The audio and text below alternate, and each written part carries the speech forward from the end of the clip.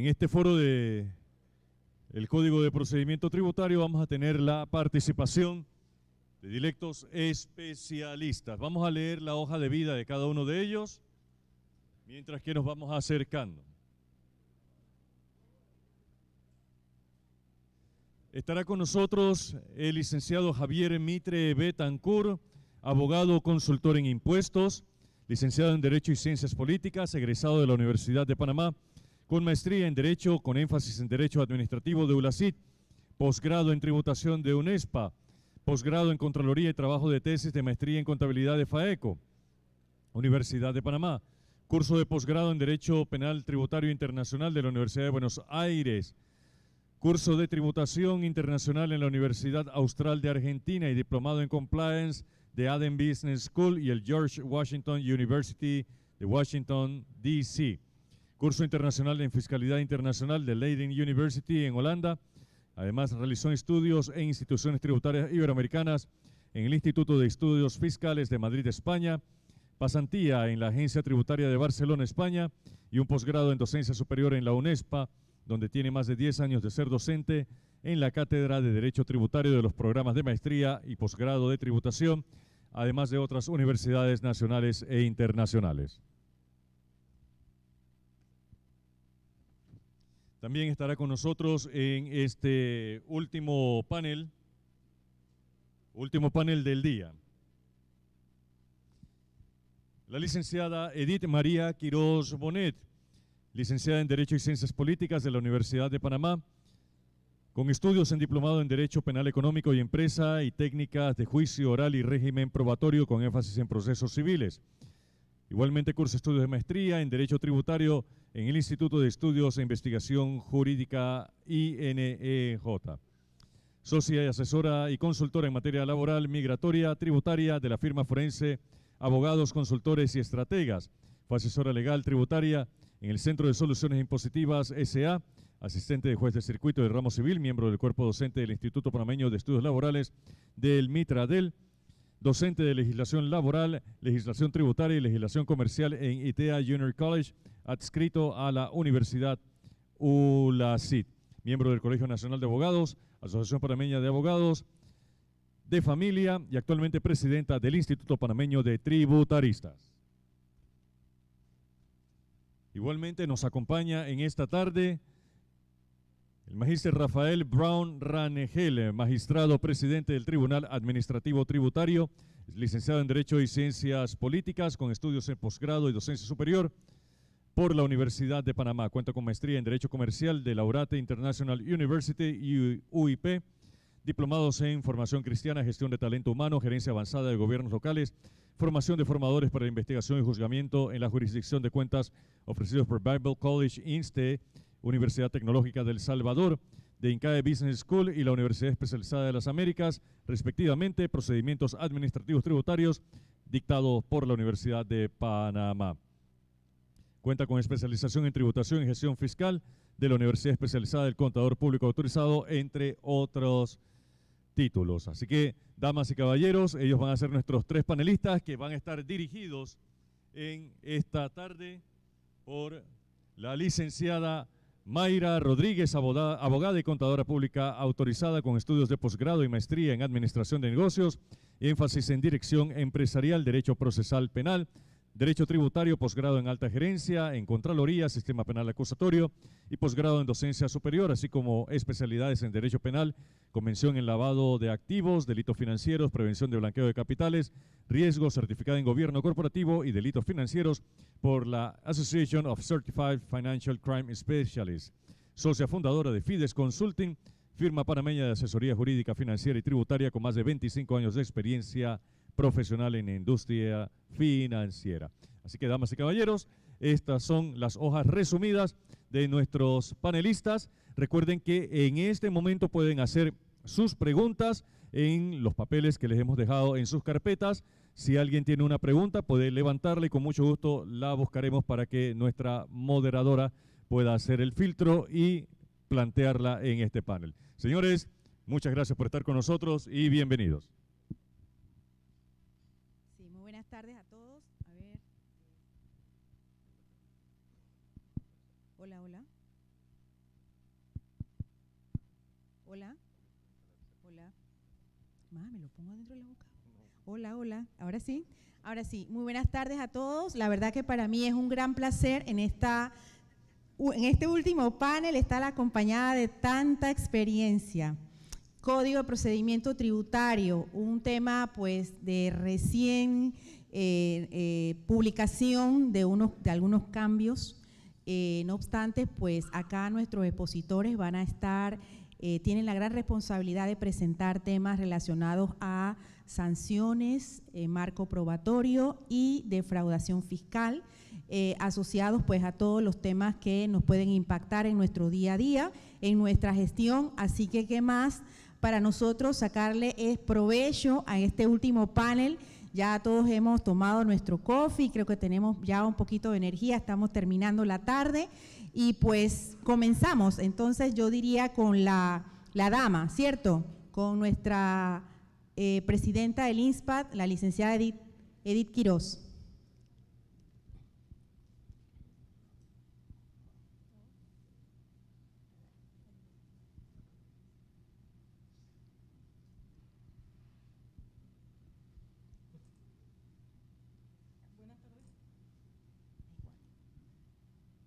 Aló. Buenas tardes a todos. Sobre todo quiero darle gracias al colegio por esta invitación que nos han hecho el día de hoy. Y gracias a todos los que han permanecido en este evento. Yo sé que han estado desde las 8 de la mañana. Cuando hablamos de sanciones, enseguida nos viene a la mente penas. Nos imponen sanciones como multas, intereses, nos ponen cierre de negocios o la otra es defraudación o evasión fiscal. Esas son las sanciones que establece el Código de Procedimiento Tributario.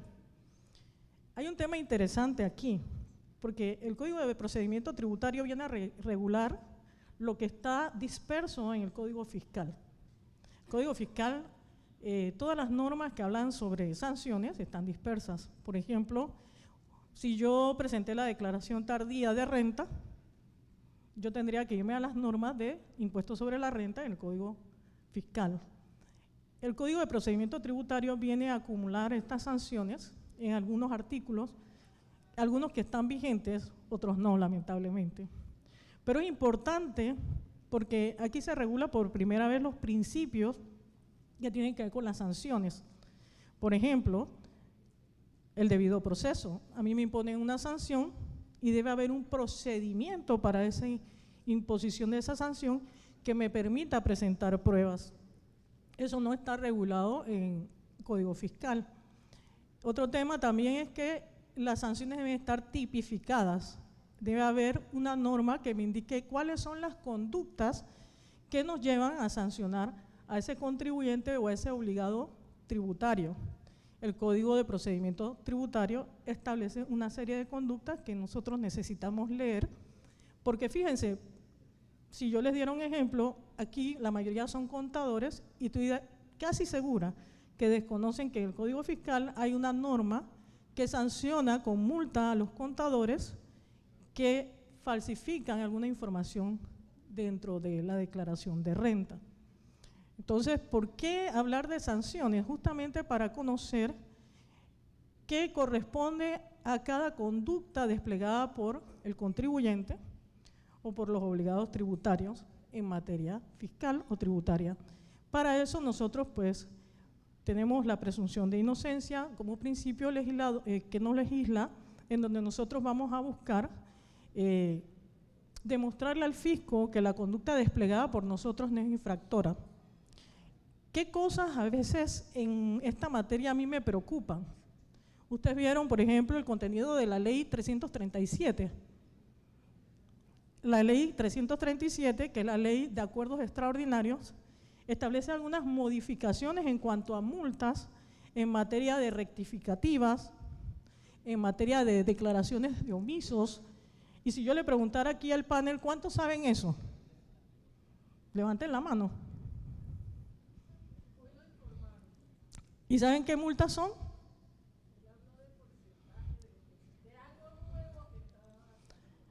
Entonces, imagínense, nosotros no solamente podemos mirar un código de procedimiento tributario, también tenemos que estar estudiando constantemente las leyes que se generan alrededor, Porque a nosotros nos dicen, esta es una ley que habla de acuerdos extraordinarios, pero también tiene normas que nos inciden y que inciden en el contribuyente. Por ejemplo, un omiso le van a cobrar una multa porcentual por cada año de declaraciones omisas y está basado en la renta gravable. Así que imagínense, yo no les quiero decir la cantidad porque no se asusten. Por eso es muy importante este tema de las sanciones, porque nosotros no solamente nos estamos basando aquí en las implicaciones que puedan tener, sino que a veces estas sanciones están involucradas con alcances y hay sanciones que llevan un procedimiento y hay unas que se aplican inmediatamente.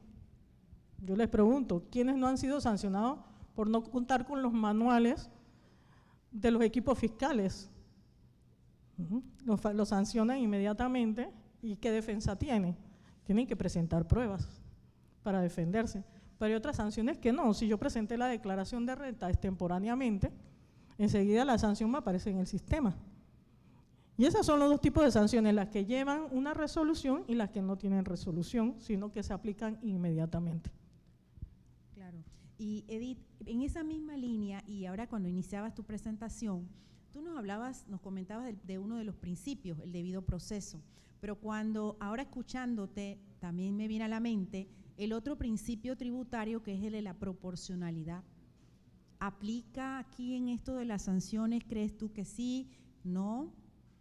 ¿Cómo lo percibes? Bueno, cuando hablamos de proporcionalidad es que existen sanciones que ya están fijadas de por sí.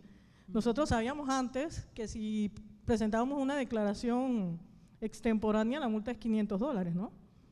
Ya ahora viene entonces por la proporcionalidad.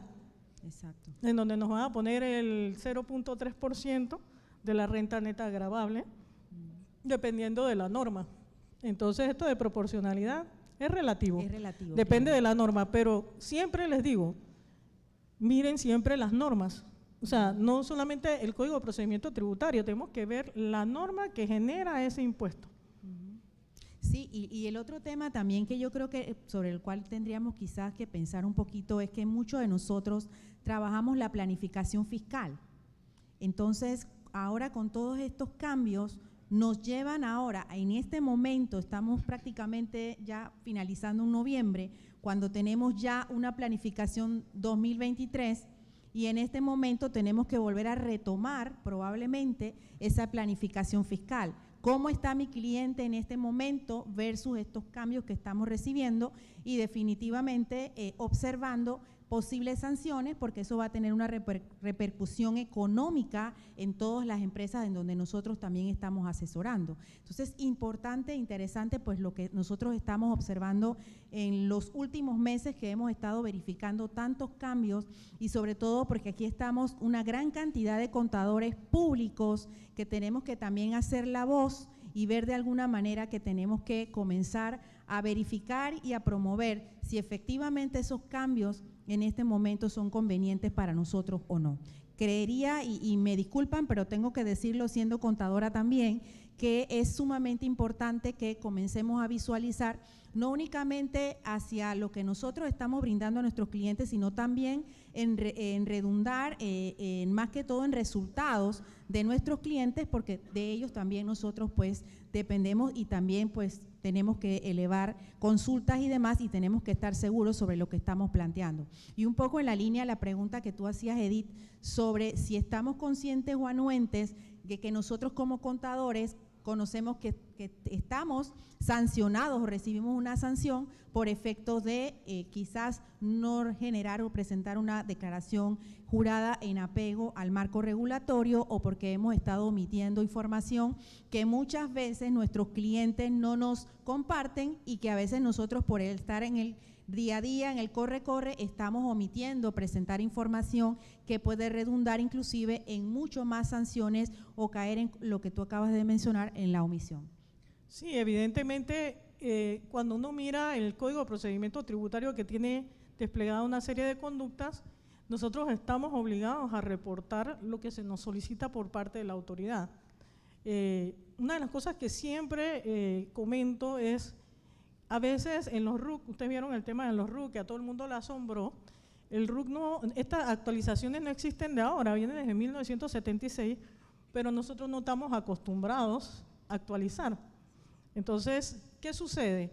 Usualmente en la información del contribuyente lo que está es el correo que puso el contador o el abogado cuando constituyó la sociedad. Y muchas veces a ese correo llega información que nos solicita la DGI, que en principio debería también darse personalmente, pero a veces no lo hacen y lo hacen a través de un correo electrónico. ¿Qué pasa si nosotros no presentamos la información a tiempo? Evidentemente va a haber una resolución en donde quizás nos van a autoliquidar un impuesto o donde nos van a hacer un alcance o donde posiblemente nos puedan abrir un proceso de defraudación o evasión fiscal. Y nosotros ni enterados, porque nosotros no solemos ver la base de datos de la DGI. Entonces, estas cosas son importantes. ¿Por qué actualizar?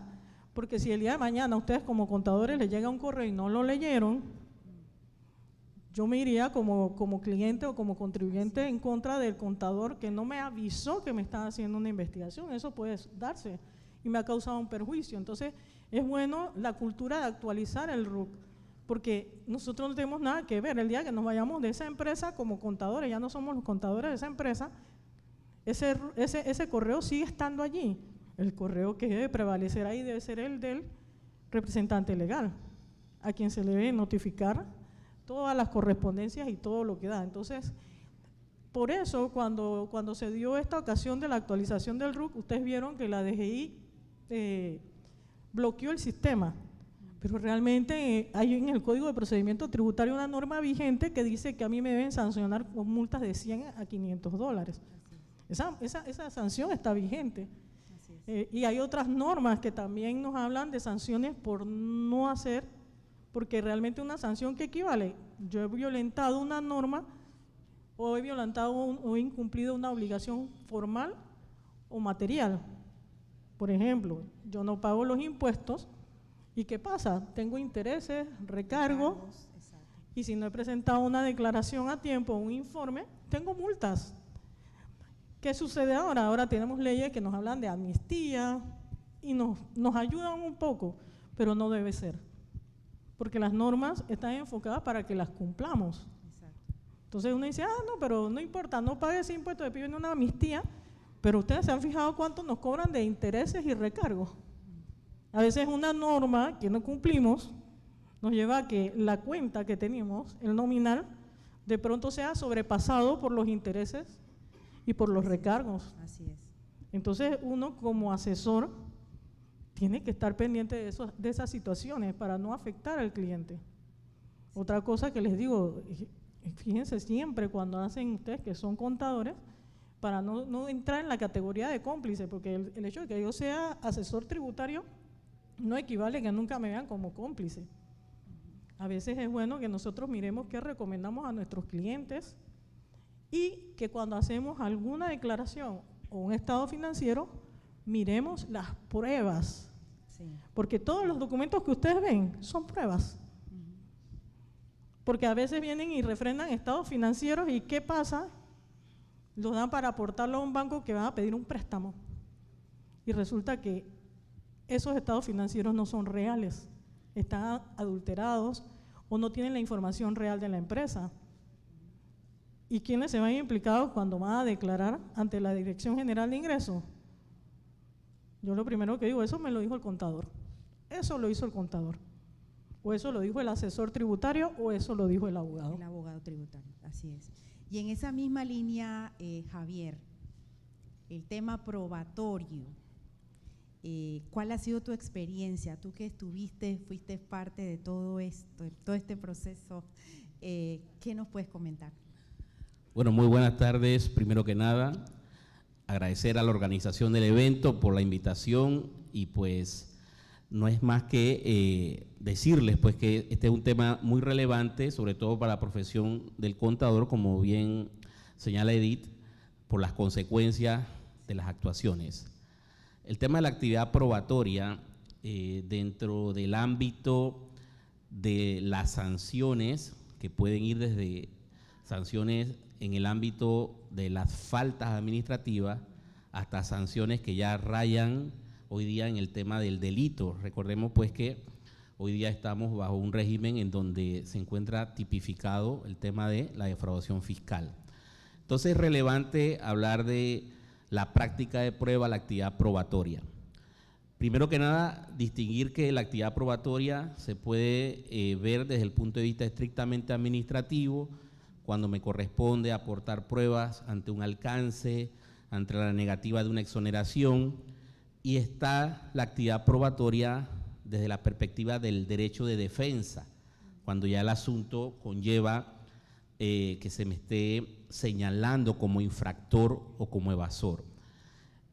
Vinculado al tema del Código Tributario, lo que debemos señalar es que, primero que nada, lastimosamente nuestro Código Tributario aún no ha entrado en vigencia en plenitud, y digo lastimosamente porque uno de los propósitos del Código de Procedimiento Tributario es adecuarse a la especialidad de la materia, como por ejemplo reconocer medios probatorios afines. Por ejemplo, uno de los medios probatorios que se indican en el Código Tributario hacen referencia a la forma en la que se presentan las pruebas por parte del contador público autorizado. Eso no lo dice ni el Código Judicial, ni la Ley 38 del 2000, ni el proceso penal dentro del Código Judicial, ni el sistema penal acusatorio, lo que te indica que el Código de Procedimiento Tributario busca ajustarse a la especialidad de la materia, y no solamente en cuanto a medios probatorios, sino en cuanto a la práctica de estas pruebas. Una de las cosas que siempre se han cuestionado es el tratamiento probatorio de las controversias en las que el caudal probatorio están dentro del país, de aquellas que son de índole internacional. Es decir, el esfuerzo probatorio para obtener una prueba que está dentro de Panamá no es la misma que conllevaría a gestionar una prueba que se encuentre en Estados Unidos, en España, etcétera. Entonces, los términos de prueba que nos indican las leyes actuales son muy limitados en comparación a los que propone el Código Tributario, vinculando pues el tema a lo que nos trae el Código Tributario. Por otro lado, el tema de la etapa de investigación sumarial son entonces aspectos que en el Código Tributario quedaron limitados, considerando todo lo que conllevó la tipicidad de la defraudación fiscal, en donde se termina involucrando al Código Tributario fijando sus causales, pero no se desarrolló un procedimiento. Entonces tenemos hoy día un procedimiento que viene siendo todavía el procedimiento de vieja data, de investigaciones de causas de defraudación fiscal aduaneras, aplicado a impuestos nacionales, y que todavía tenemos que aplicar a cualquier investigación. Entonces, la importancia pues del aspecto procesal, procedimental, está íntimamente vinculado con las consecuencias, porque si yo no tengo la oportunidad probatoria necesaria, de acuerdo a la complejidad de las actividades, por ejemplo, un proceso por precios de transferencia, un proceso que conlleve un tema de retención por remesas al exterior, donde haya que establecer que el pago correspondía a un no domiciliado, donde la documentación no va a estar en 30 días en Panamá, amerita reconocer esa adecuación.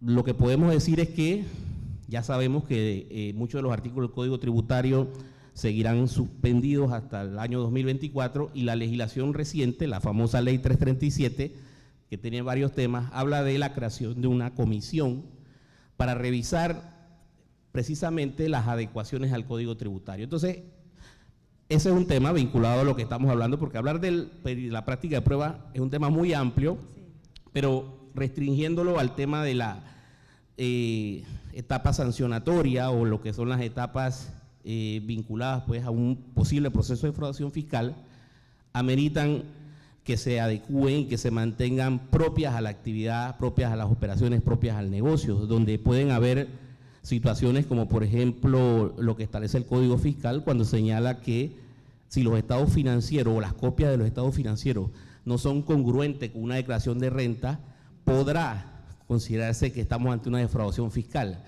¿Y cómo se puede garantizar la práctica de pruebas en periodos que no son, digamos, los adecuados para llevar una diligencia que atienda a la complejidad de una actividad, dependiendo del tamaño o el tipo de contribuyente, ¿no? Eso por ahora lo que estaríamos diciendo.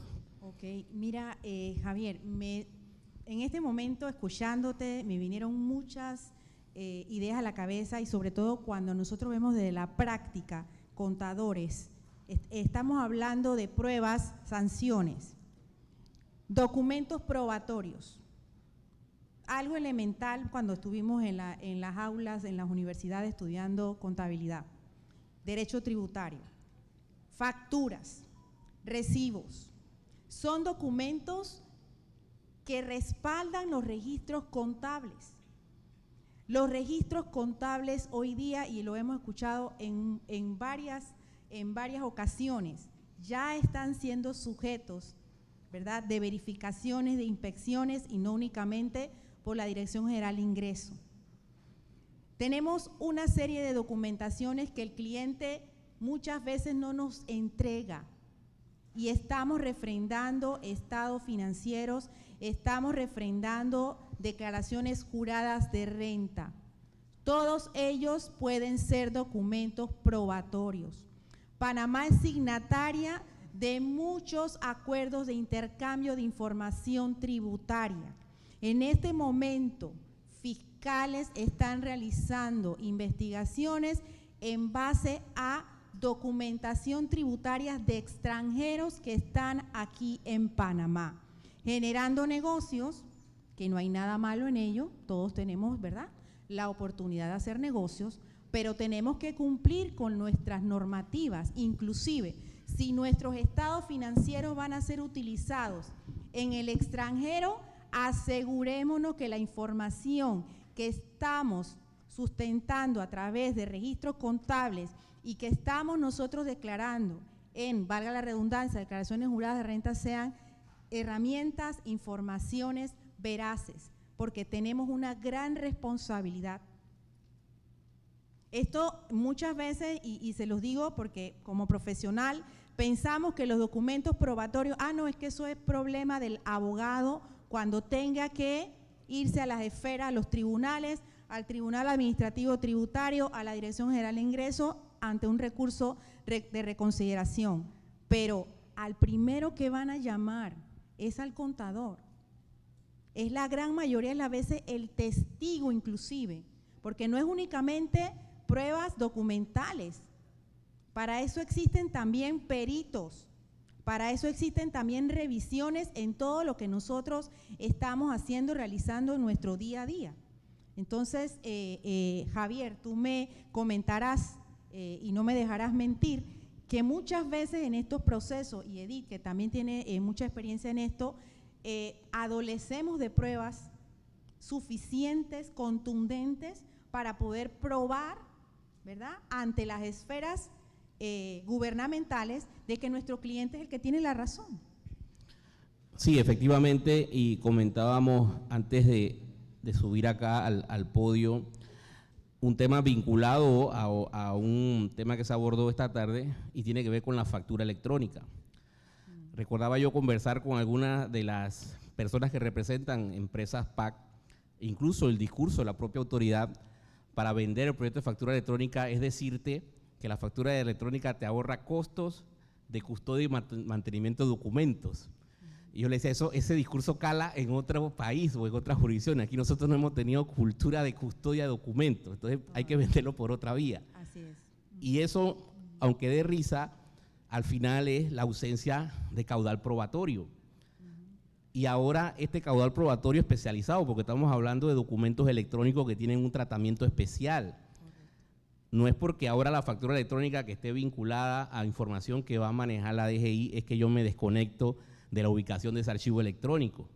Y hay factura electrónica fraudulenta. De ahí la necesidad de vincular sobre todo el tema de la certificación electrónica de firma electrónica.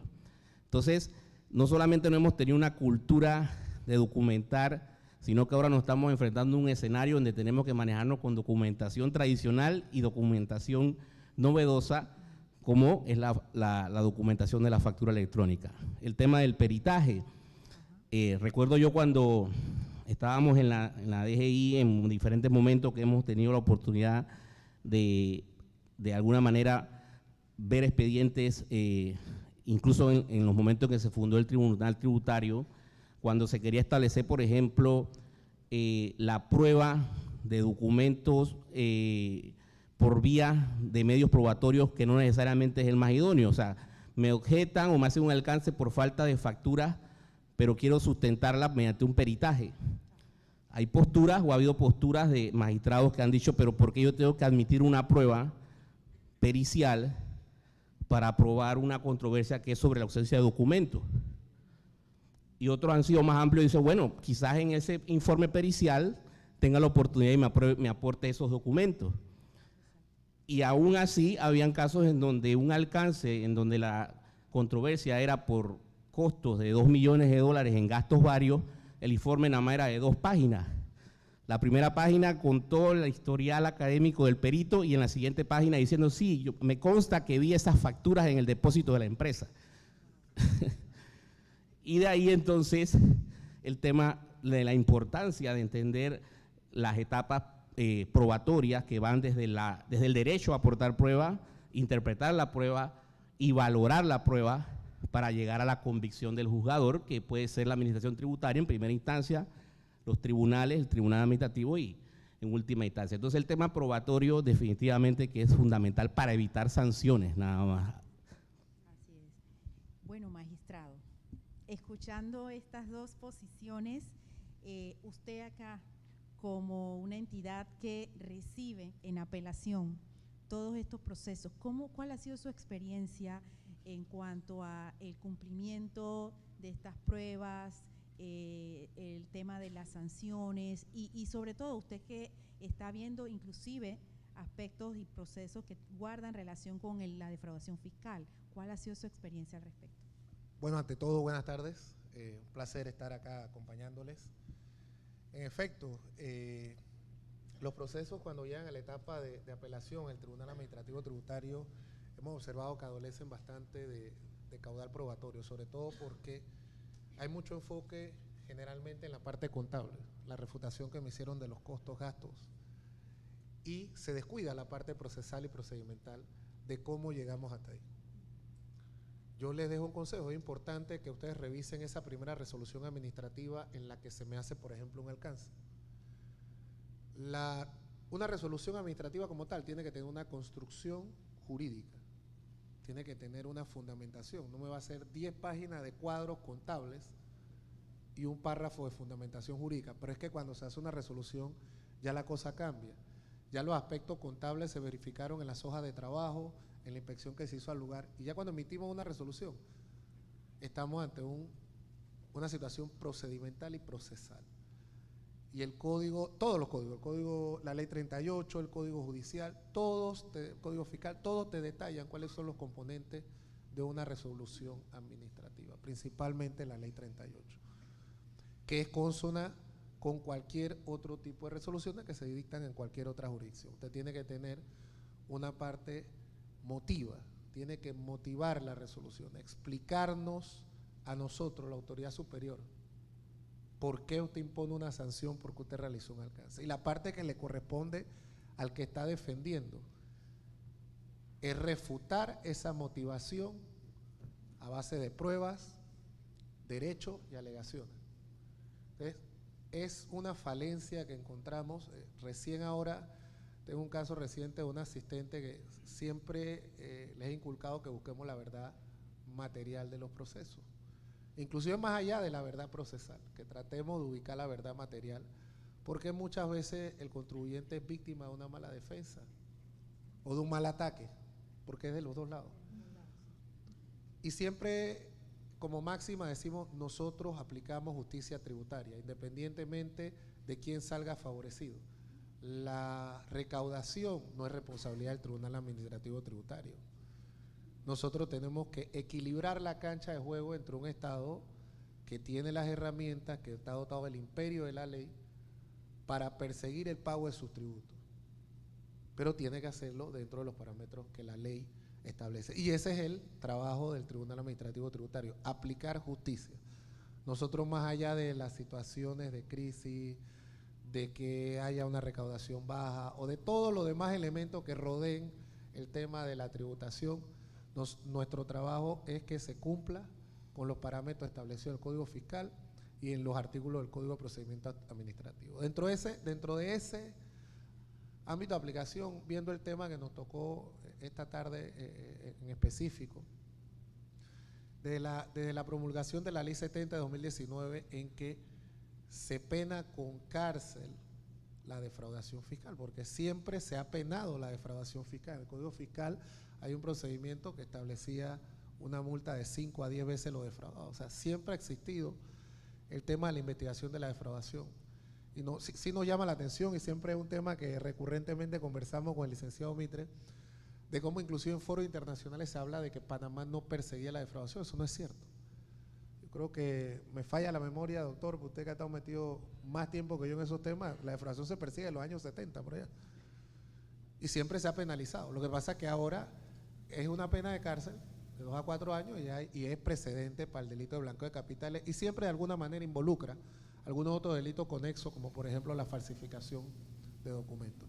Entonces, cuando uno ve todo ese contexto, podemos hablar que persiguiendo la defraudación fiscal con la nueva ley 70 y con la ley 76 que aprobó el Código de Procedimiento Tributario, ya la pena puede alcanzar hasta los 20 años si uno hace una sumatoria de todas las conductas típicas y antijurídicas en que hay que incurrir para cometer el delito de defraudación fiscal en las modalidades que ha establecido el Código. Pero quedamos entonces con algunas carencias: la ausencia de un procedimiento, tener que utilizar el procedimiento que está establecido en el Código Fiscal para investigar el delito. Nosotros como tribunal nos corresponde, una vez el expediente se eleva al Tribunal Administrativo Tributario, verificar ese mínimo probatorio por parte de la Dirección General de Ingresos y validar de alguna manera un procedimiento que no está claramente establecido. Porque ahorita tenemos un código de procedimiento que sí establece muchas más garantías del juego, pero que nada más tenemos 56 artículos en vigencia, algo así como el 14-16% del Código de Procedimiento Tributario en vigencia. Se requiere un esfuerzo superior para que este código entre en vigencia. Ya a estas alturas del año 2019 a la fecha deberíamos estar verificando las normas que sí funcionaron, las que no funcionaron, y abocarnos a una mejora del Código de Procedimiento, no viendo su implementación como tal para ver cómo va a caminar la situación tributaria a partir de que pongamos en vigencia el código. Inclusive hemos tenido de alguna manera conversaciones con la Dirección General de Ingresos para colaborar, porque esto es un esfuerzo que inicialmente surge de algunos componentes del TAT junto con el CIAT para la promulgación de este Código de Procedimiento Tributario, y obviamente es una lástima que lo aplacemos hasta el año 2024. Un año 2024 que tiene sus características particulares como tal y que no nos garantiza que pueda entrar en vigencia el código en ese momento. Entonces queda hacer la lucha en este momento para nosotros por lo menos tener parámetros más claros de cómo vamos a cumplir con los derechos tanto de la administración y el contribuyente, y cómo el TAT dentro de ese contexto es un árbitro que equilibra la mesa de juego y la pone y pone la balanza del lado de quien tiene la razón. Más allá de que seamos una institución de Estado, afortunadamente tenemos autonomía, independencia, y eso nos permite nosotros entonces fallar los procesos en derecho, incluyendo los temas de defraudación, que lamentablemente se ha visto poco. Hasta ahora tenemos 3 procesos de defraudación fiscal, se le ha dado la vía para que se presenten ante el Ministerio Público, pero no tenemos una imputación. Y cuando conversamos de los temas de listas grises y cómo afectan al país, con escasos 3 casos presentados ante el Ministerio Público y sin ninguna imputación, es complicado.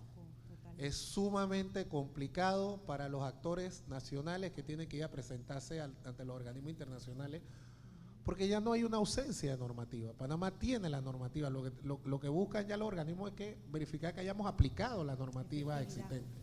Exacto, la efectividad de las normas que tenemos. Y obviamente cosas como el aplazamiento del código, como que las investigaciones de defraudación fiscal no tengan un procedimiento administrativo, un procedimiento para llevarlas a cabo, para hacerlas expeditas. Porque imagínense un proceso en el que hacemos uso de recursos regulares durante la investigación de defraudación. Y más allá de eso, todavía el proceso sube en última instancia al Tribunal Administrativo Tributario para que dé la vía, verificando el mínimo de probatorio para poder ir al Ministerio Público, donde tenemos que pasar por el proceso de legalizar todos esos elementos que fueron prueba en la parte administrativa, pero que solo son elementos de convicción cuando llegan a la parte penal. Y tiene que el fiscal, sin ser especialista en derecho fiscal, que legalizar todos estos elementos de convicción y convertirlos en prueba para realizar una acusación. Sin pensar que todavía no hemos pasado la fase primaria, que la imputación que viene a ser lo que era antes la indagatoria, que decíamos que una indagatoria no se le niega a nadie. Bueno, ahora sí niegan imputaciones. Sí. Ya no es tan fácil que el Ministerio Público impute. Entonces tenemos que haber cumplido con un mínimo probatorio necesario que lleva al Ministerio Público a la convicción de que se está ante un delito de defraudación fiscal. Y la norma tiene sus complejidades. El 288G del Código Penal es una norma en blanco que te refiere a la tipificación del delito establecida en el Código de Procedimiento Tributario, en los artículos 280, creo que el segundo párrafo, el 284, que te definen las conductas. Entonces, cuando usted lee el 288G, así no le da la idea de qué es defraudación fiscal, tiene que irse a lo que dice el Código de Procedimiento Tributario, que es defraudación fiscal. Y son una serie de conductas que no le hemos puesto la atención debida, porque yo muchas veces he estado en foro y he discutido qué línea tan delgada hay entre un alcance y un proceso de defraudación fiscal, sumamente delgada, cuándo sí y cuándo no. Y preguntarnos si le hemos dado la formación a los fiscalizadores de la Dirección General de Ingresos para poder identificar cuándo están enfrente de estas dos figuras. El fiscalizador, y me atrevo a decirlo, los fiscalizadores son buenísimos en la parte de alcance. Yo decía que la fortaleza en materia de interpretación de normas de contabilidad, la fortaleza que tienen los fiscalizadores de la DGI es impresionante. ¿Dónde están las debilidades? La parte jurídica, la parte procesal. Y en este caso seguimos en lo mismo. Tenemos un fiscalizador que es quien puede identificar cuando probablemente, si no hay, en el caso de que no hay una denuncia, cuándo podemos estar frente a una conducta o no, y yo creo que no se le ha dado la capacitación necesaria para que ellos puedan definir, por lo menos la parte que le toca a ellos, cuándo estamos frente a una conducta o a otra.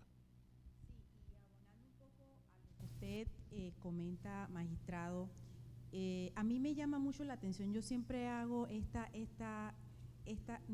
no sé si decir comparación, pero siempre trato de aplicar los principios tributarios. Entonces, cuando nosotros vamos a aplicar el principio de economía y el principio de equidad, pareciese que no hay. ¿Y por qué se los menciono? Porque, fíjense, tenemos evasión fiscal hasta los $300,000. Existe, si es realmente identificado el delito de evasión fiscal, una medida, una sanción. Pero ¿qué pasa cuando se determina una defraudación fiscal que es superior a los 300,000 y en el proceso la persona o el cliente o el defraudador paga? Pagó y ya. Espérense, pero ¿y mi cliente que fue sancionado por evasión? ¿Pagó multa? Tiene una medida, pero el defraudador pagó y ya, no pasó nada.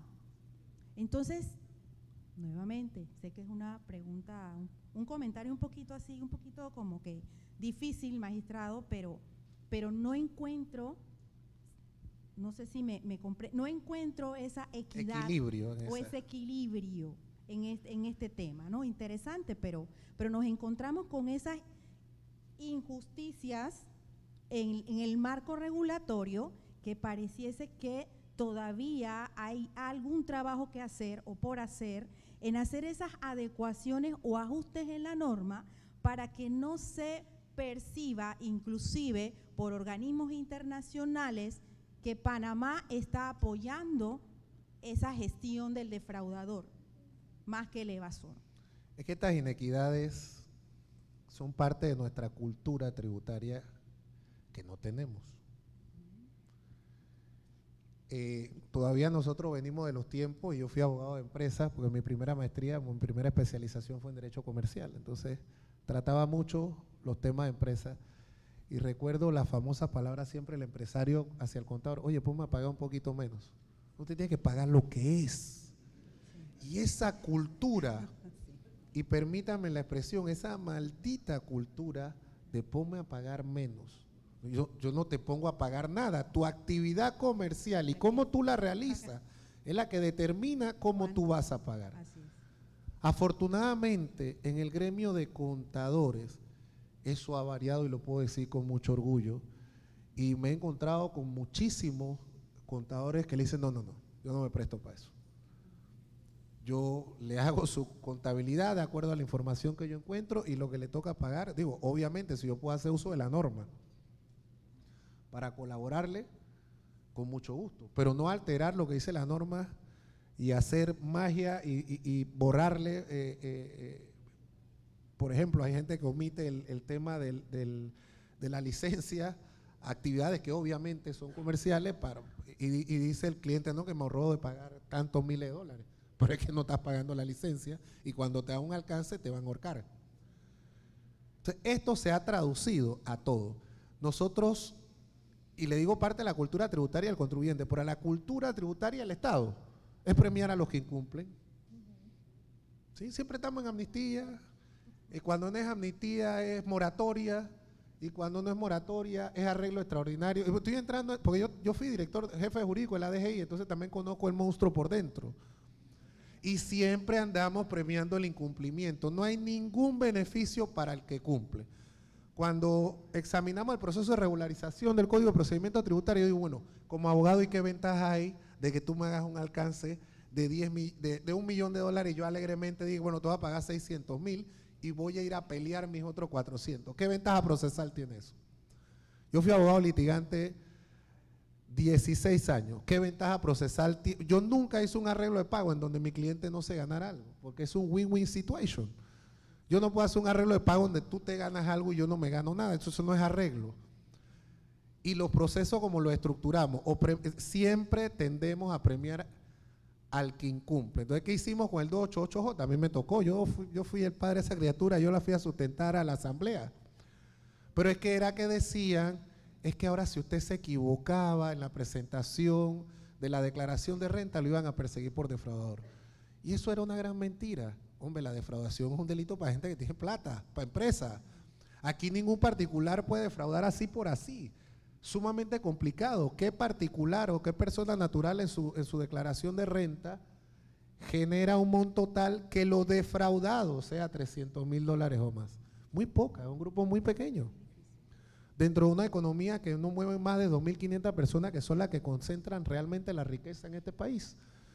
Entonces, realmente surge esa alternativa al 288J, donde uno puede salirse del problema en buen panameño pagando, por una vez por lo menos. Se establece la provisión, a recomendación de los organismos internacionales, se concede una sola vez. Pero entonces, ¿qué pasa con el evasor? Al evasor se le va completa, y el defraudador tiene la opción de salirse por una vez del problema pagando, y por una vez, y está la discusión. ¿Qué pasa cuando son personas jurídicas? Al ser personas distintas, puede ser el mismo actor, el mismo beneficiario final, con 20 sociedades defraudando, y en cada una, al ser una persona jurídica distinta, puede resolver el problema. Y si es más, si incurro en defraudación acá, me puedo ir por la otra para ver si no me agarran allá, o me agarran allá y también pago. Entonces, siempre en parte de nuestra cultura, tanto la del contribuyente como la cultura estatal en materia tributaria, tenemos nuestra deficiencia, y en materia estatal ha sido premiar el incumplimiento. No es cosa, por eso que es un tema cultural, porque no es política de una sola gestión de gobierno, ha sido políticas subsecuentes. Cada vez que entra un gobierno decreta una moratoria. Entonces, en el 2024 nadie paga, porque una vez entre el gobierno hay una moratoria.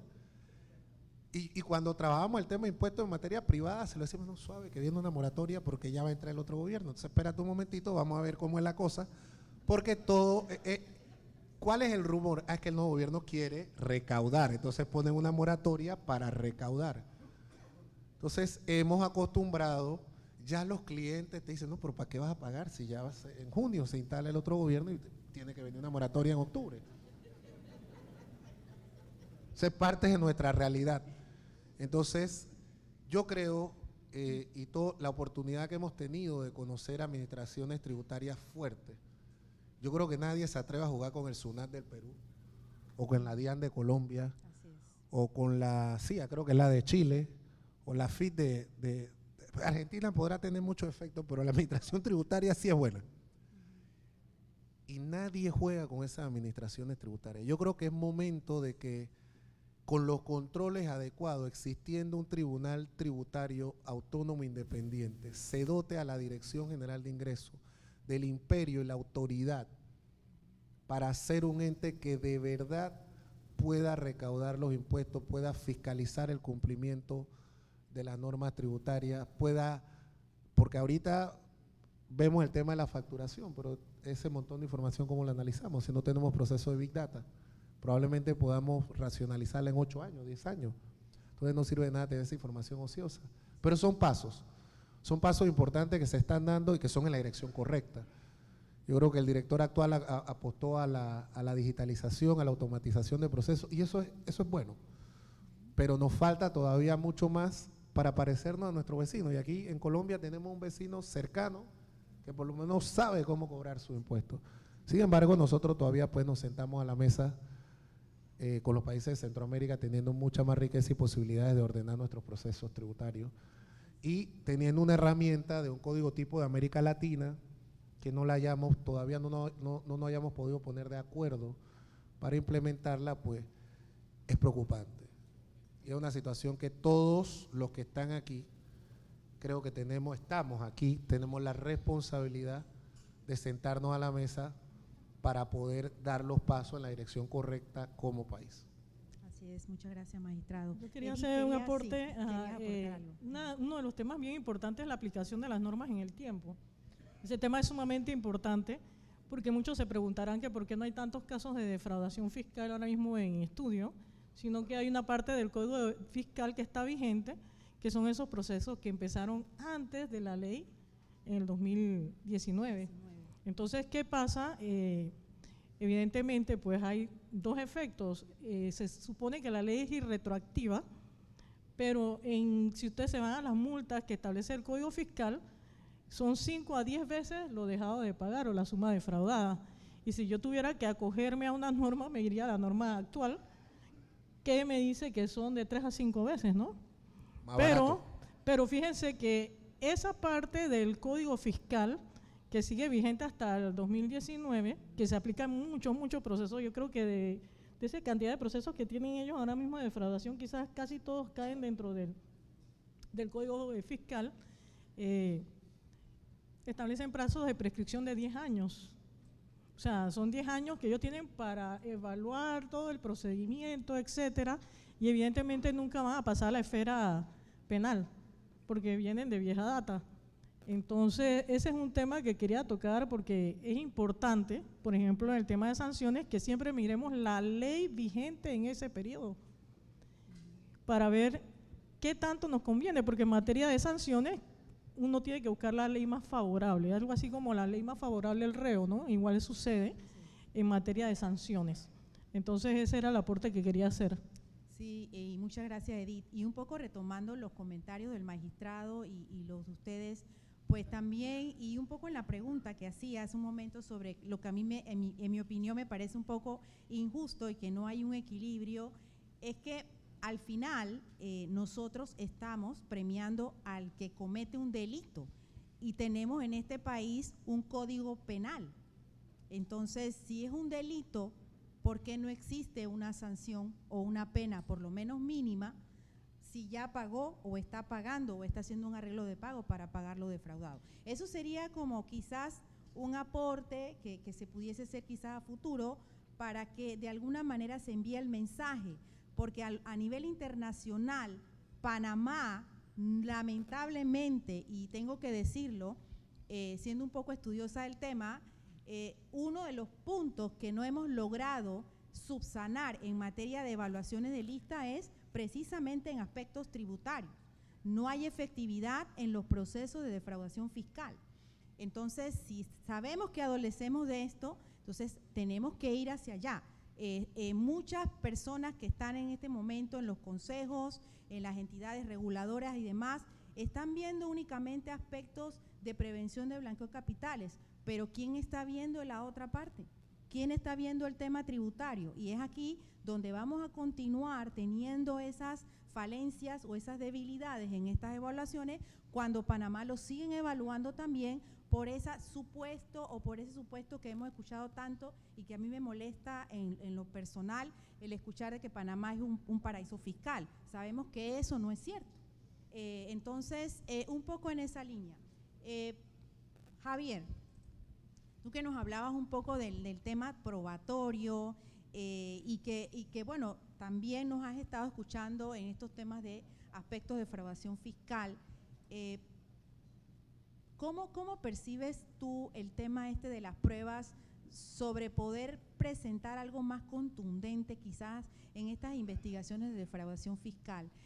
¿Cómo ves también esto de las pruebas en estos procesos con el Ministerio Público? Es algo que nos comentaba el magistrado, como que todavía vemos unas debilidades cuando parecíamos que estamos adelantando y echamos para atrás en cuanto a las pruebas. Esto que se mencionaba en la esfera del Tribunal Tributario.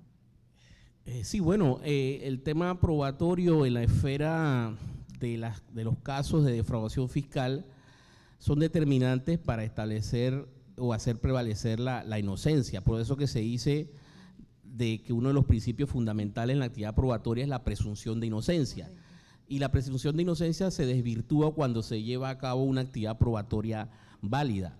Entonces, más allá del tema del monto, porque de hecho yo creo que somos los únicos que hemos dividido el concepto de evasión y defraudación, y eso fue una iniciativa de un personal de la Asamblea que, para su mejor entendimiento, porque esto no ocurre en ninguna parte del mundo, evasión y defraudación son sinónimos.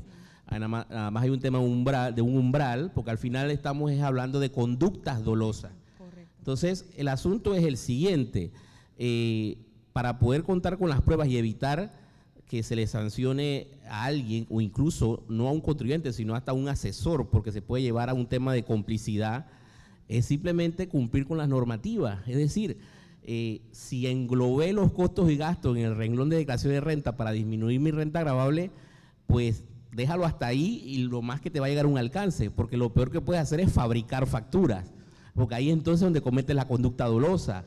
¿Y cómo vas a poder probar de que no es una factura falsa? Si estás ante una situación de una venta a una finca y la finca en realidad se hizo por $1 millón, pero solo declaras el 2% y el 3% por 500.000, y al final se hace un cruce de información sobre el enriquecimiento o el crecimiento patrimonial, ¿cómo vas a establecer que en efecto no se dio? Es más que nada un tema de evitar esas conductas, porque como bien señalaba el magistrado, no se trata de que si pagué menos impuestos porque me equivoqué, es decir, equivocarse es error, y sí, tiene la consecuencia de un alcance, pero no lo que debo evitar, y por eso que hablamos más que nada de la prevención. Claro, si me están acusando, yo tengo que demostrar que en efecto no he cometido esas conductas dolosas, como fabricar facturas, como hacer declaraciones falsas, como llevar a cabo registros contables dolosos, porque las causales de defraudación fiscal primarias se centran en o no llevar registros o llevarlos dolosamente. Y ahí es donde viene el tema de que, bueno, ¿cómo puede darse una situación en la que no llevando registro contable no esté en una situación de defraudación? Y siempre ponemos el ejemplo: puede haber una persona, un contribuyente, que paga sus impuestos, pero es negligente en llevar registro. Hay muchos que presentan declaración, hasta pagan impuestos de más, pero no llevan registro contable, no llevan libros, no llevan… Y bueno, esos son los que deben ser sujetos a una multa, a una sanción. Pero está el caso de que llevo registros contables, pero los llevo dolosamente, registro menos ingresos de los que en realidad se dieron.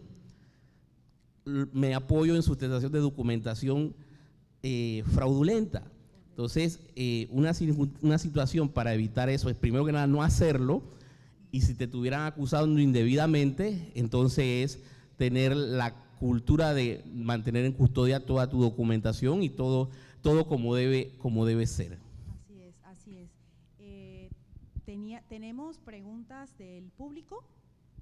A ver quién era el que estaba, o alguien de ustedes tiene a bien presentar tienen alguna inquietud, preguntas a los panelistas, que aprovechemos que los tenemos aquí.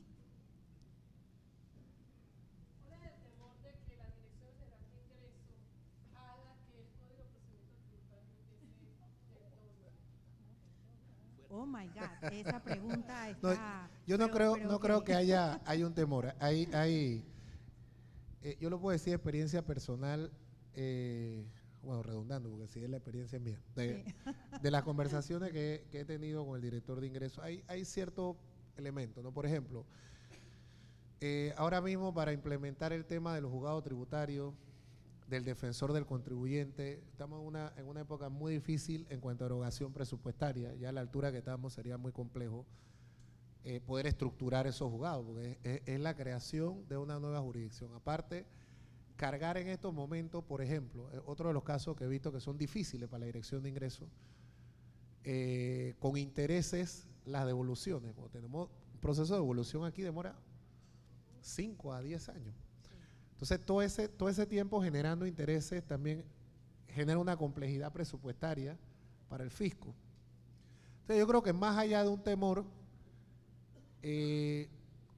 creo que hay una parte de las normas que es imposible implementarla en estos momentos, pero también puede haber otro grupo de normas que no se han estudiado a fondo. Por ejemplo, todo lo que está en la ley 337, aquí.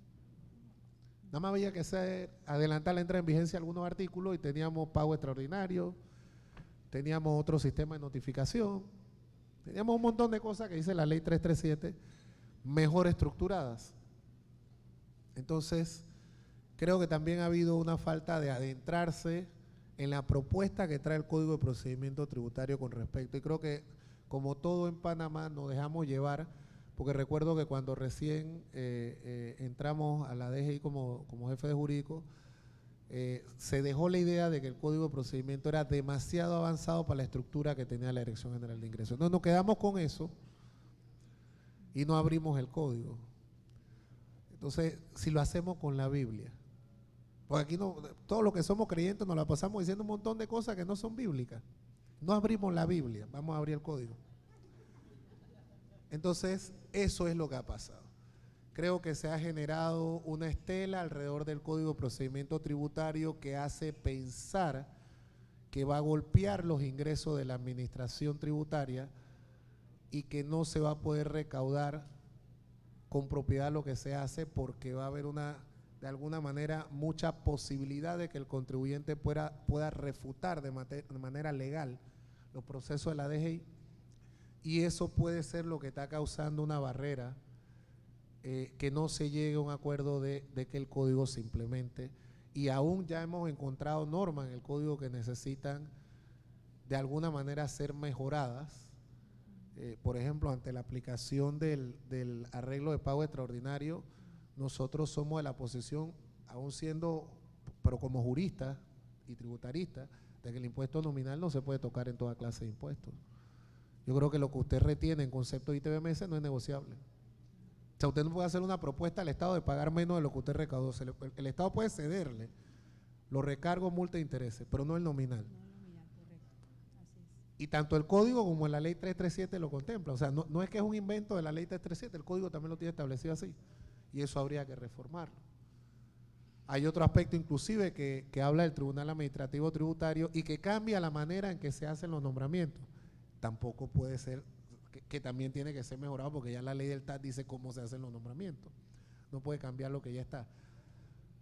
Pero todo eso al final queda en que si no implementamos el código, en que si no sabemos qué funciona y no funciona. 4 años de la ley 76 de 2019, a 3 años, perdón, ya entrando en el año 2023, ya tuviéramos un panorama completo de qué funcionó y qué no funcionó. Y ya tuviéramos abocándonos a una reforma del código que nos hiciera avanzar otro escalón más en la composición de una administración, de una jurisdicción tributaria, porque habría más actores. Ahora no solo sería la Dirección General de Ingresos, serían los juzgados tributarios, que por primera jurisdicción en que los magistrados, y no es que lo quieran nombrar, pero siempre el superior nombra al juez inferior. Pero bueno, nosotros somos bien particulares en Panamá y esa es una de las particularidades, que los jueces son nombrados en un lugar distinto, porque si vamos a hablar de integración de jurisdicción, esa es la manera en que tú tienes que integrar una jurisdicción. El superior nombra al de inferior y así. Pero bueno, digamos que estarían en medio los jueces tributarios, ya ellos verían la parte de la reconsideración, un tribunal debidamente estructurado. Entonces ya el director de ingresos podría dedicarse a otras actividades que es la fiscalización, o sea, todo el proceso de recaudación, que sería fiscalizar, devolver, facturar, etcétera, etcétera, etcétera. Con jueces que se dediquen a ver la parte de los reclamos y el Tribunal Administrativo Tributario agotando la vía gubernativa a través de la resolución de los recursos de apelación. Así que esperemos. Yo creo que hemos logrado algún acuerdo, ya se está convocando inclusive a conversar algunos gremios para que nos sentemos por tarde en el mes de enero, febrero, y ver cómo implementamos el Código de Procedimiento Tributario en la parte que no implique erogación presupuestaria o que de alguna manera pueda lesionar el presupuesto, porque ya el presupuesto del otro año fue aprobado. Entonces, en la parte que no lesione el presupuesto y que podamos garantizar, yo diría que, qué sé yo, en un 85-90% la implementación, porque cuando hemos estudiado el código son muy pocos los artículos que no pueden entrar en vigencia. De los 392 artículos que tiene el código, más de 350 entrarían en vigencia, sin contar con los difuntos artículos del proceso arbitral que descansen en paz. Entonces ya hay una cantidad de artículos que no es necesario que entren en vigencia, ya se murieron antes de nacer. Sí, exacto. Sí, exacto, muy bien. ¿Alguien más quería? A ver, Baker, adelante.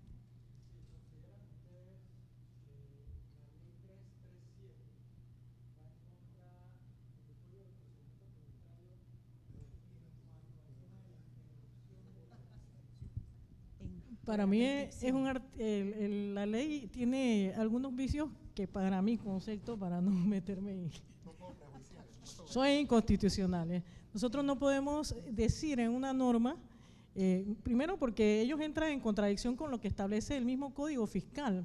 Las normas del Código Fiscal están vigentes, entonces entra en concurrencia normas que se pelean unas con otras, porque, por ejemplo, ¿cómo me van a decir que a través de una ley ya se entiende suspendido los términos de prescripción? Oiga, el código Fiscal me establece términos de prescripción y las formas en que se suspenden, pero no así abiertamente como lo dice esta ley 337.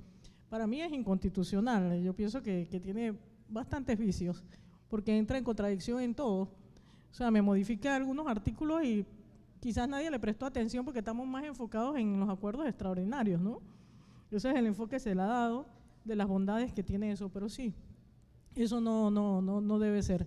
Toda norma tiene un periodo de prescripción, las sanciones tienen un periodo de prescripción, ahora mismo son 15 años, el 1073A del Código Fiscal. ¿Y por qué nos gustaría que entrara el Código de Procedimiento Tributario en vigencia? Porque es un código garantista. A nosotros nos hacen alcances de oficio, de escritorios. Aquí nadie me puede decir que no ha visto nunca alcance de escritorio que hicieron un cruce de información y de pronto le llega una resolución en donde les está haciendo un alcance y no nos han llamado ni siquiera a hacer descargo de prueba. Entonces el Código de Procedimiento es más garantista, nos permite actuar desde el primer día en que entramos en una investigación, en una auditoría, o un proceso de fiscalización, o nos permite aportar pruebas dentro de un proceso de devolución, por ejemplo. Usualmente cuando llega el proceso de devolución ya nos han quitado casi toda la devolución, nos han hecho un alcance y nos están notificando, oye, además me debes otros impuestos, y fíjense, a veces nos notifican sobre impuestos que ya están prescritos. Entonces, en esas situaciones hay que tener mucho cuidado, pero es una opinión mía, ojo, para mí es inconstitucional. Edith, yo también estoy de acuerdo con lo que tú acabas de plantear. Adelante, Javier, ¿ibas a opinar algo? No, de acuerdo con Edith sobre ese tema, sobre ese punto. Ok. Muy bien, ¿alguien más? Adelante.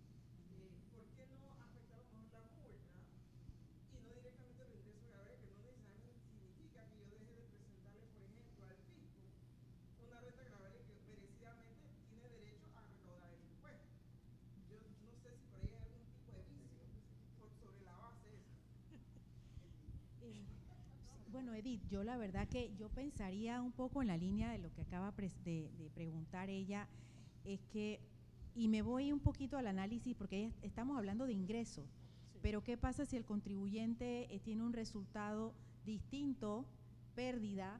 ¿Qué pasa con el resultado de los egresos, los gastos y demás? Y me estás impactando el ingreso únicamente. Entonces, recuerden algo, la renta neta gravable, yo no soy contadora, pero cuando tienes una renta neta gravable es que ingreso menos costos y gastos. Correcto.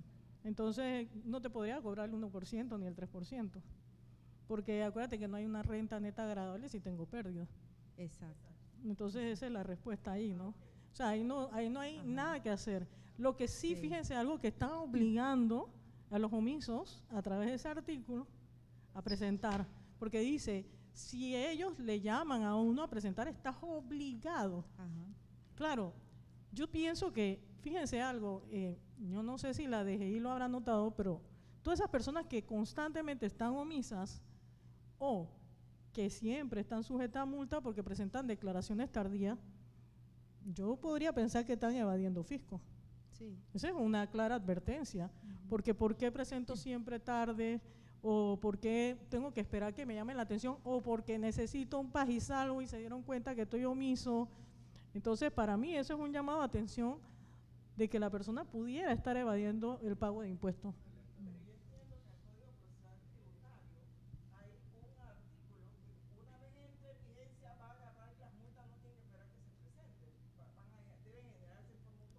No, es que hay multas automáticas. Usted presenta, por ejemplo, la planilla 03. La planilla 03, por ejemplo, ¿qué está pasando con la planilla 03? Ay, se me olvidó presentar porque el calendario yo contabilicé mal y se me olvidó presentar la de agosto y la presento ahora. Enseguida el sistema, ¡puf!, me generó la multa. Automática. Esas son multas automáticas. Yo presenté la declaración extemporánea fuera del término legal, me va a generar una multa automática.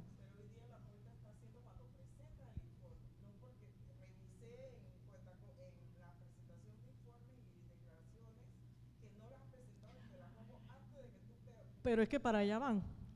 Sí. Para allá van a hacer un… Es que miren, hay veces que uno no se fija hasta dónde me van a alcanzar. Hacen un cruce de información, yo le alquilé a alguno de ustedes y ustedes vienen y me declaran como un gasto. Y dice la DGI, mira, esta persona no presentó declaración de renta, o el gasto que la otra persona reportó es más alto que mis ingresos. Entonces, en ese cruce, enseguida le hacen un alcance de oficio y se dan cuenta y por ahí mismo va la multa. Pero hasta allá es que van, o sea, si uno se pone a ver informe de venta, la factura electrónica, informe de compra, informe de y planilla, y todo va por ese camino. Sí. Yo le digo a la gente que usted se ha metido alguna vez a ver facturación electrónica con su RUC. Usted dice, yo no facturo electrónicamente, pero en facturación electrónica con su RUC ustedes entran y están todas sus facturas de compra. Y entonces vengo yo y digo, que mira, esta muchacha compró $50,000, compró un Audi, compró un BM, compró una… Y ustedes ni enterados, ¿no? Entonces, dije, pero declaró 30,000. Y ya ahí le puedo hacer un alcance. Y la otra empresa sí, efectivamente, lo registró y lo declaró. Sí, entonces esas son cositas, para allá vamos. ¿Ustedes creen que va a llegar un momento que le va a llegar la declaración a ustedes? Sí, al correo. Al correo le va a llegar directamente. Ok. Sí. Bueno, yo creo que ha sido bastante interesante las experiencias que nuestros expositores nos han compartido en este panel. Únicamente, pues si quieren ya como una palabra de cierre para despedirnos, Javier. Bueno, sí, en la misma línea del tema que iniciamos, pues agregaría que lo que corresponde es darle seguimiento a lo que debe ser este año que viene, el año en el que por fin supuestamente nos sentemos a través de una comisión a revisar qué cosas hay que mejorar del Código de Procedimiento Tributario, con la fe de que entrará en vigencia en un 2024. año complicado, ¿no? Porque es un año 2024, y pues las adecuaciones que se propongan por parte de la Administración Tributaria no terminen cercenando las garantías y deje de ser un código garantista y se convierta en un código profiscal. Eso sería lo que advertiría. Muy bien.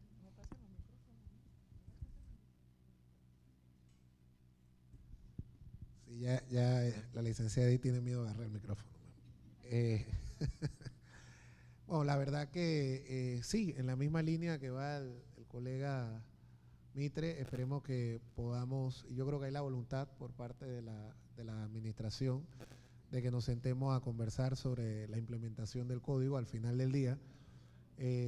Por primera vez este código viene definiendo inclusive la definición de tributos. ¿No? O sea, teníamos todo un sistema tributario existente desde los inicios de la nación y no teníamos definido qué era tributo, había que definirlo a través de se definió a través de la jurisprudencia y no teníamos definiciones formales que contiene el código, inclusive de los principios, etcétera, etcétera, etcétera, como lo hace cualquier otra jurisdicción y cualquier otra codificación a nivel nacional. Yo creo que el momento es propicio, hay la voluntad, hay las ganas también de los actores y falta que se concrete y que se materialice ese deseo que tenemos de poder tener la situación jurídica tributaria clara, de que juguemos en un campo equilibrado, de que se deje de pensar dentro de los conceptos de cultura tributaria, de que la DGI, ese temor, ¿no?, del cuco, y que la DGI, pues, sí, dotada de la autoridad que debe tener, que la gente entienda el riesgo de que pueda ser alcanzado si no cumple de manera adecuada con tus compromisos tributarios, podamos tener estas reglas mejoradas y que podamos acudir y obtener justicia cada vez que algún cliente o nosotros mismos nos veamos inmersos en un proceso de esta naturaleza. Al final, como le digo a todo el que me plantea algún tema, cuando llegan los auditores, como la novia te agarra el celular, algo encuentra, ¿no? Pero siempre existe la posibilidad de refutar ese algo con argumentos. Sí, se puede mover la cabeza, pero algo encuentra. Entonces, la posibilidad de poder refutar esos argumentos con una garantía procesal adecuada, creo que es lo principal, lo que todos anhelamos, y de que ya no se interprete que la administración tributaria de alguna manera está para corretear a los adversarios políticos de la administración política de turno, sino que lo que busca es recaudar para que el Estado pueda cumplir con sus planes y proyectos, que sea una cuestión estatal y no una cuestión gubernamental, porque los gobiernos pasan y el Estado queda en ejercicio de las funciones que le corresponde dentro de esa ficción que llamamos Estado desde Rousseau. Así que bueno, yo creo que el momento es propicio y la mesa está servida para que todos participemos de ese gran debate y se pueda implementar un código inclusive mejorado para que se justifique el tiempo en que no entró en vigencia. Bueno, creo que Edith ya bueno. No, yo pienso que el gran problema que tenemos es que nosotros tenemos que obedecer las leyes siempre han estado y nos hemos acostumbrado con el tiempo a desobedecerlas porque nunca ha venido nadie a aplicarnos la norma. Ahora nos encontramos con una DGI que es un poquito más agresiva en la aplicación y entonces nos asustamos. A mí me gusta cuando los clientes me dicen que, ay, me hicieron alcance de ITBM. ¿Pero por qué? Pero si el ITBM no es mío. Yo soy un agente de retención o de percepción y estoy obligada a pagar eso al fisco, pero lo usan para cualquier otra cosa en la empresa. Entonces se sienten atacados. Eso no es atacar, es que el fisco tiene razón. Todos los que compramos aquí en un almacén pagamos el ITBM. Ese no es el bolsillo de la empresa. Entonces, nosotros tenemos que aprender, y ese es un problema que siempre ha tenido Panamá, que nosotros las leyes existen y están ahí, no las leemos, no estudiamos, y entonces cuando se dan este tipo de situaciones, no sabemos qué hacer o pensamos que el fisco es malo, pero el fisco tiene que hacer su labor de control, revisión y recaudación, porque si nosotros queremos unas buenas calles, a través de los impuestos se llega al cumplimiento de los fines del Estado, entre comillas, ¿no? Yo sé que algunos mueven la cabeza y no están de acuerdo, pero algún día tendremos quizás el gobierno ideal, ¿no? Esperemos, no sé, quizás en algún momento en la vida, antes que termine de cumplir ya los 70, 80, 90 años que me quedan todavía. Así que yo pienso que, bueno, que nosotros siempre tenemos que estar pendientes en el cumplimiento de la norma. Por favor, lean, actualícense, porque ahora tenemos normas nuevas en cuanto a rectificativas, multas, sanciones nuevas por rectificativas, por omisos, y quizás no la leemos, y entonces cuando el cliente nos reclama, no sabemos qué decirle porque no nos habíamos enterado. Entonces, por favor, siempre manténganse actualizados. Ese es el consejo que siempre les doy. Sale una norma, léanla. No la pongan aparte y que, ay, estoy harta, porque de verdad que nos han tenido estudia y estudia y estudia. Yo no termino de leer normas de cumplimiento y normas fiscales. Entonces, por favor, siempre manténgate actualizado. Sí, muy bien. Muchas gracias al Colegio de Contadores Públicos Autorizados por la invitación y habernos dado pues, la oportunidad de haber compartido con todos ustedes esta tarde en este panel. Espero que haya sido de mucho aporte para todos y pues que pasen una excelente noche. Gracias a nuestros panelistas. Vamos a invitar en este momento al señor presidente del Colegio de Contadores Públicos Autorizados